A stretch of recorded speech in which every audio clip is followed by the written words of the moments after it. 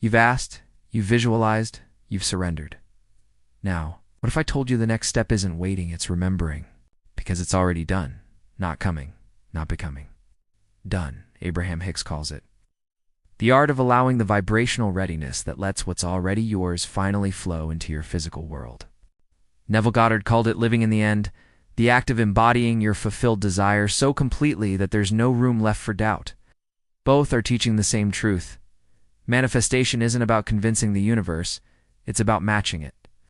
Every desire you've ever had already exists in its completed form in another frequency. You don't create outcomes, you tune into them. So the question is never, how do I make it happen? It's, am I aligned with the version of me who already has it? Because that version of you doesn't hope they know. They rest. They live from peace, not pursuit. That's what it's already done really means. It doesn't mean ignore the world. It means you've shifted to the perspective where what you asked for is normal. Abraham says, when you stop struggling against what is, you allow what you want to flow. Neville said, the end of longing is the beginning of receiving. Both are describing the moment you stop vibrating from absence and start radiating from completion. But here's the thing most people get wrong. They think allowing is passive. It's not. Allowing is the most powerful alignment there is. It's the stillness that says, I trust the current. It's the confidence that says, I don't need to check if the seed is growing. Abraham says once you ask, it is given, you just have to line up with it. And Neville explained that lining up isn't about repetition or effort. It's about emotion. You feel yourself into the wish fulfilled. That's why imagination is creation. Your inner world isn't a place you escape to, it's the blueprint the universe reads from. So if you've been waiting for a sign, this is it. Stop waiting. You're already living inside the answered prayer. The signs you've been asking for are reflections of your readiness.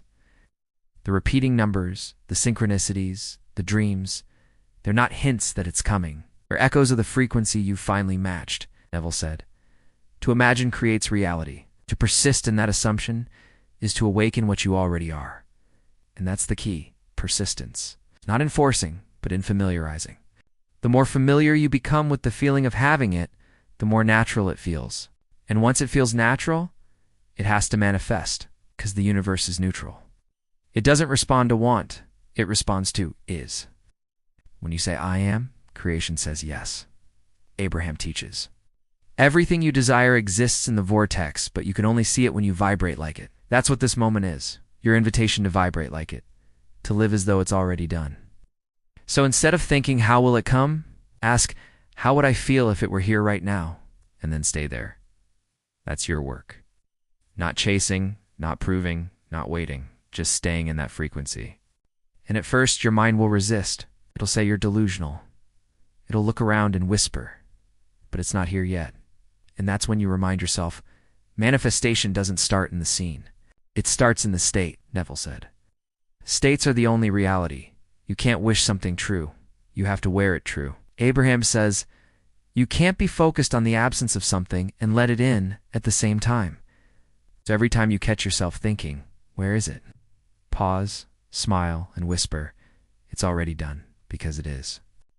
The moment you asked, the universe answered. The moment you desired it, it existed. That's why Abraham teaches, you don't have to make anything happen. The cooperative components are already assembled. Everything that needs to shift, the people, the timing, the opportunities is already in motion. And your only job now is not to block it. So how do you not block it? You feel better. That's it. You reach for relief, not results. You reach for alignment, not achievement. You reach for the now, because that's where everything you've been asking for already vibrates. Neville said, assume it and let it be. Do not question how or when. And Abraham says, if it feels good, you're letting it in. If it feels bad, you're holding it out. So the formula is simple, not easy, but simple. Stop trying to make it happen. Start feeling like it's already here. Every time you smile, you align. Every time you breathe deeply, you align. Every time you stop checking for signs, you align.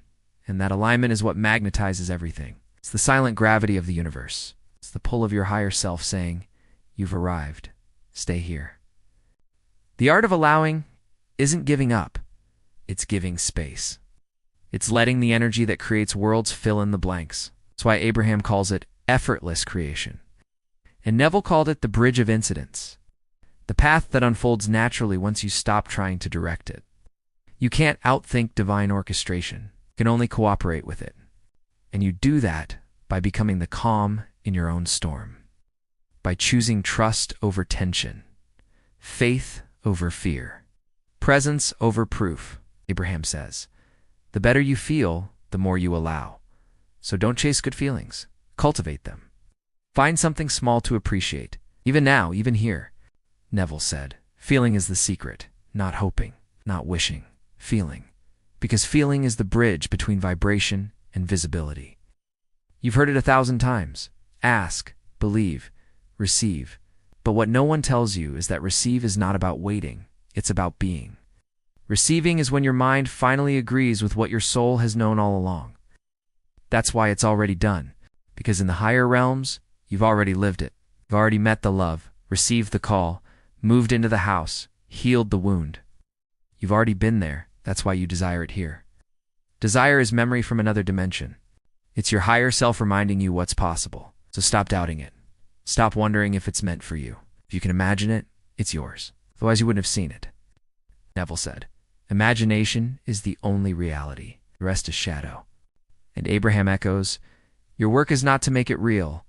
Your work is to believe it's done. This is the bridge moment, the shift from seeking to embodying, from hoping to knowing, from someday to now. Because the truth is, you don't attract what you want. You attract what you are. So be it. Feel it. Live it now. It's not coming. It's not pending. It's already done. And the sooner you allow yourself to live from that peace, the faster the physical catches up. Not because you forced it, but because you became it. And that's the art of allowing.